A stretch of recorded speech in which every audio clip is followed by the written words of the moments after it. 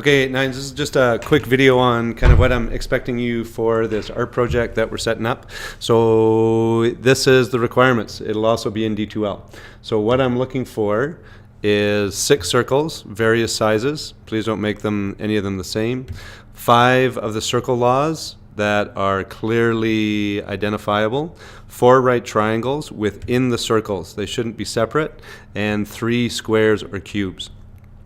Quick review of the circle laws that we went over. Remember, we're going to be learning how to use this next week. The first one is the law of tangency, which says that a radius that is perpendicular to a tangent will go through the center.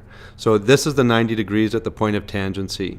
The next one here, what this says is that if I bisect any chord, if I bisect a chord, that line will go through the center. It's similar to what this one says. So that's one law. Or you can do both. It's up to you.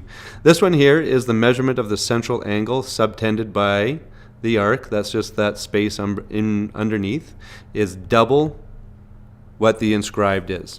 The last one, this says that all angles that originate from the same 2 points or subtended by the same arc will all be equal. So these are the laws that I'm looking for you to have in your art. So let's get right to it. 6 circles. I'm going to do this fairly quickly because it's a video and you don't need to watch me kind of do whatever it is. I'm using a Sharpie here. I would highly recommend you to do this in a pencil and to even do a rough copy. I'm going to make mine kind of 3-dimensional, so I am not going to do the circle all the way around. So I want that one to actually overlap. Change my circle diameter, and I'll do a giant one here starting there. Can even go off the paper. So I've got 3. Let's do one that actually goes over through it. So I'm going to do a transparency, or that one isn't going to overlap too much. You get the idea. Okay, there's no right or wrong way to do this. You're just trying to create something that you like the looks of. 1, 2, 3, 4, 5, and I think I'll do one more that goes all the way through. Here we go. Perfect. So I've got 6 circles in there. Some of them are really easy to see, some of them not so much. I probably wouldn't have done that one the same if I were to do it again, but that's okay. So there's the start. Now, the nice thing about the compass is that it'll give you a point where your centers are. Okay, so I'm just going to mark those, pardon my head. Where is it? Right there. And that one's in behind, no problem. This one is right there. Now, I would actually start trying to find a tangent that can actually go off of a radius. So let's actually go with that. So I'm going to take a radius off of this circle to create a tangent over on this sheet. So take my radius, take my tangent, extend it all the way across. Oh, look at that. I got a double tangent. That worked out really well. See that? I think I'm actually going to take this line all the way across. Perfect. Now, my tangency law says I need to find the center.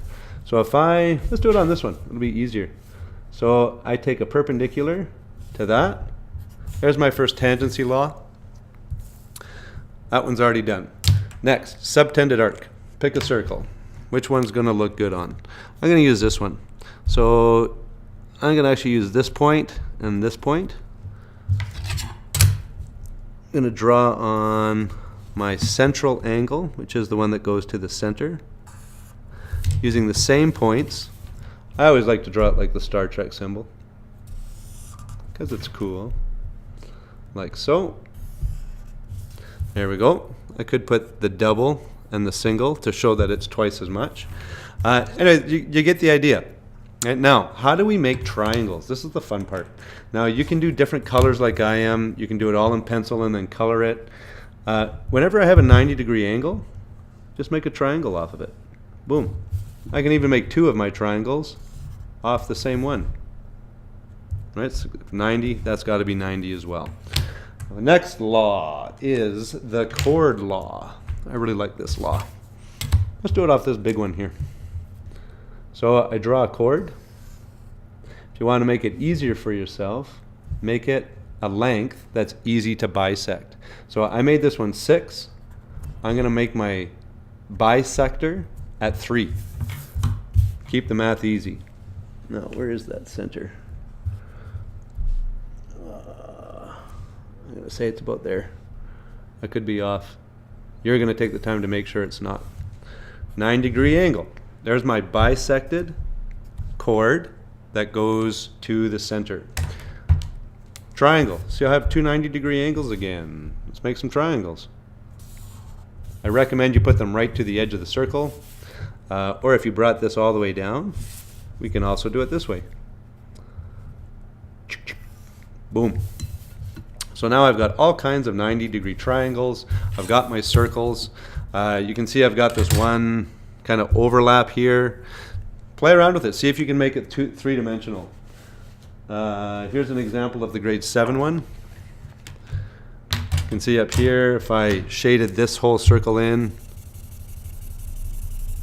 like so, it's going to look like this circle is on top. Here it's called an overlap. It's all good. They had to add perpendicular and parallel lines. Feel free to do the same if you want.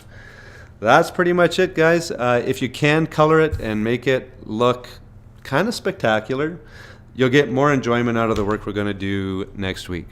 Other than that, if you have any questions, please send me an email. You should know it by now. bbmarlett@cbe.ab.ca. All right, we learn how to do the math with this stuff next week. Thanks, guys. Bye now.